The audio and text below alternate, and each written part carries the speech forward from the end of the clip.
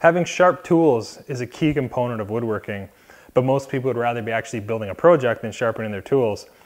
So for me, the process has to be efficient and effective, and that includes the way that I hold the stones during the sharpening process.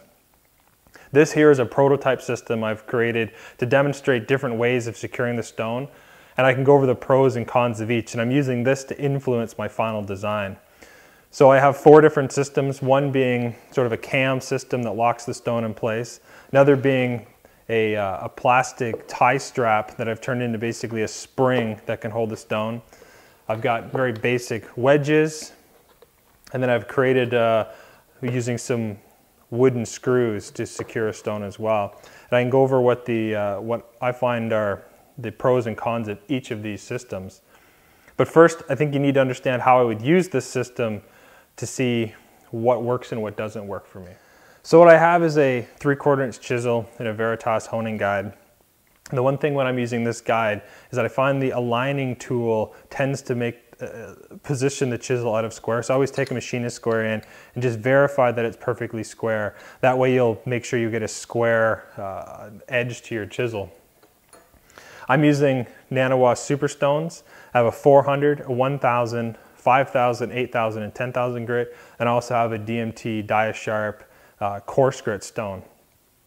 The NanoWash Superstones simply require a quick squirt of water. They don't need to be soaked, which is one of my favorite parts about the stone.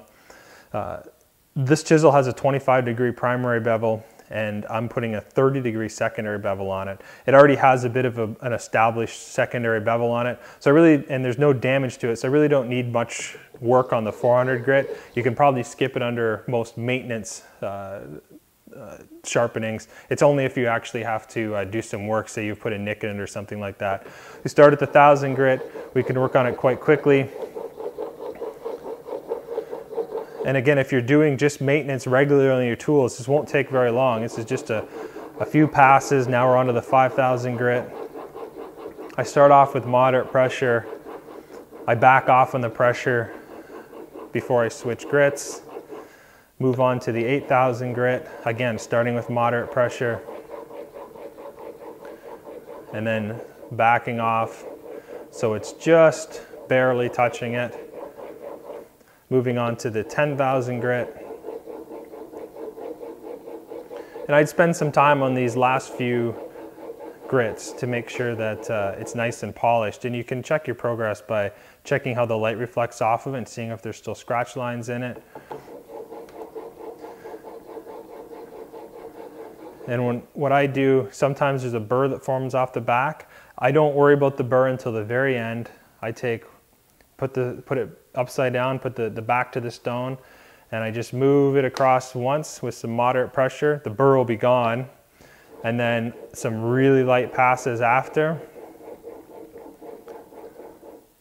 And then if there's no burr, you could do it a second time, but again, I always finish with it on its face. So I want to go through each stone holding mechanism I've used to talk about what I like and don't like about it. So I'll start off with this sort of cam system I have here. It's easy to make. Everyone would have the tools to make it happen. I don't like the fact it's not really positive feeling, and that might be just a personal preference.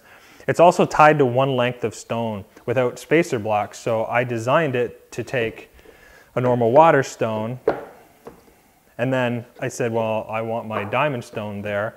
So then I had to put this filler block in. So, you know, that's not particularly great, but if you only have certain stones and only going to be certain spaces, you could just set everything up the way it is.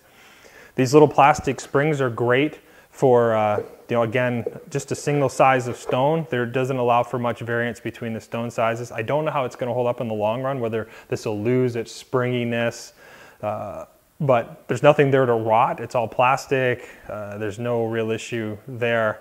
But it does a good job. It doesn't take much force to hold the stone in. It's really quick and easy to just pop the stone in and out. So it works well. The wedges, really simple. Everyone can make the wedges. There's no special tools required.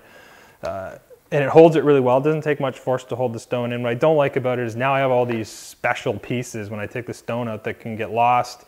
And then Now again, it's tied really to a stone that you might be able to vary 1/8 in length, but not a whole lot. The wood screw is very good because I can get stones easy to pop in and out. I can change it. I can put the diamond stone there. I can put any sort of length of stone in because I have a whole bunch of flexibility on that.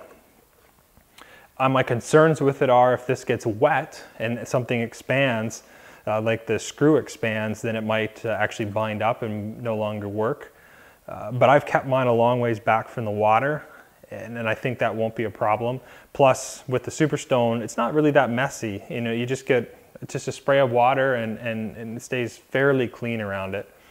Not everyone has access to wood thread and a wood tap, which is a bit of a downside. But if you wanted to use a piece of steel rod, threaded rod, and regular tap, you could do that as well. So I think most people could accomplish this without a big problem. And I've put a little handle on one of them, playing around with what I like. I think in my final design, I will use the wood thread. I think that's what I'm going to try, and we'll see how it works out in the long run. Another thing I've incorporated, there's a key on the bottom of this, so this is actually locked to my bench, and it's just simply on my side vise. I can move it around, and then I just tighten it down. Now it doesn't move around. You could put it across the end if you're using an end vise. You could even use the bench dogs and have some pins that just popped in there. So it's really important that it's locked into place so it's not moving around, so you don't have to worry about everything moving. So building this prototype has been very good at helping me understand what I want in my final design. So I've decided I'm going to go with the wooden threads in my final design. I don't like the wedges to lose them. The cam is it's so set for one size. And with a couple different stones that I have, I don't really want to be tied to that. This plastic spring is pretty neat, and I think it could be a really effective way to do it. Basically, this is the prototype I used to make the prototype. I cut a little 45-degree notch in, about a 3/8 of an inch deep. I put them 1 3/4 on center, and then I take there's a fairly heavy plastic tie strap, like a zip tie strap. It's about 1/4 inch wide. I cut it to basically a fairly arbitrary length, and insert it in those notches, and now it acts like a bit of a spring, and you can just play with the position that works, make them all the same, and that should be good. So I'd encourage you to potentially try that method.